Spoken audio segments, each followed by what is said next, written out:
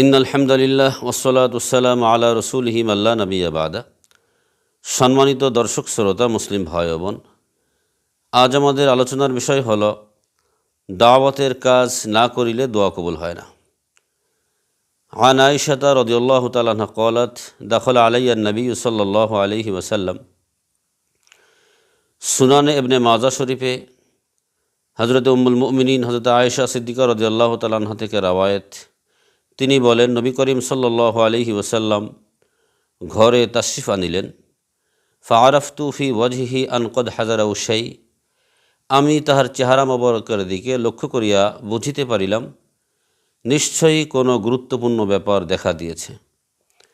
ফাতাওয়াজ্জা ওয়া মা কাল্লামা আহাদান, হুজুরে পাক সাল্লাল্লাহু আলাইহি ওয়াসাল্লাম কাহারোর সাথে কোনরূপ কথাবার্তা না বলিয়া ওযু করিয়া মসজিদে তাশরিফ নিয়ে গেলেন। ফালাসিকতু বিল হুজরাতি আস্তামিউ মা ইয়াকুল, আমি তাহার কথা শুনিবার জন্য ঘরের দেওয়ালে গা ঘেঁষে দাঁড়িয়ে গেলাম। ফাকআদা আলাল মিম্বার ফাহামিদাল্লাহ ওয়া আসনা আলাইহি, হুজুর সাল্লাল্লাহু আলাইহি ওয়াসাল্লাম মসজিদের মেম্বারে তাশরিফ রাখিলেন। অতঃপর আল্লাহ তাআলার প্রশংসা বর্ণনা করিয়া ইরশাদ ফরমাইলেন, ইয়া আইয়ুহান নাস, হে লোক সকল, ইন্নাল্লাহ তাআলা ইয়াকুলু লাকুম মুরু বিল মারুফ ওয়ানহাউ আনিল মুনকার, আল্লাহ তাআলা বলেন, তোমরা সৎ কাজের আদেশ এবং অসৎ কাজের নিষেধ করিতে থাকো।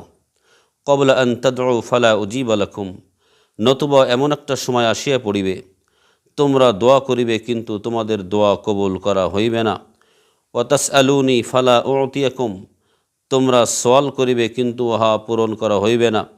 ওয়া তাস্তানসিরুনি ফালা আনসুরাকুম, তোমরা আমার নিকট শত্রুর বিরুদ্ধে সাহায্য প্রার্থনা করিবে কিন্তু আমি তোমাদেরকে সাহায্য করব না। ফামা যাদা আলাইহিন্না হাত্তা নাযালা, হুজুর সাল্লাল্লাহু আলাইহি ওয়াসাল্লাম এই কয়েকটি মূল্যবান কথা বলিয়া নামিয়ে আসিলেন।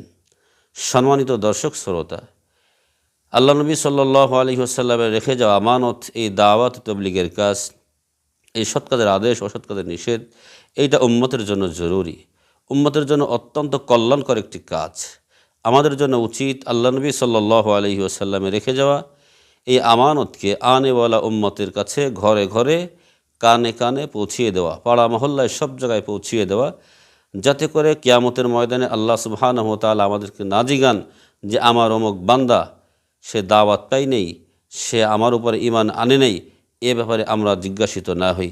সকলের কাছে বিনীত অনুরোধ, আসুন আমরা দাওয়াত ও তাবলীগের এই কাজকে, আল্লাহ পাকের এই বিধানকে উম্মতের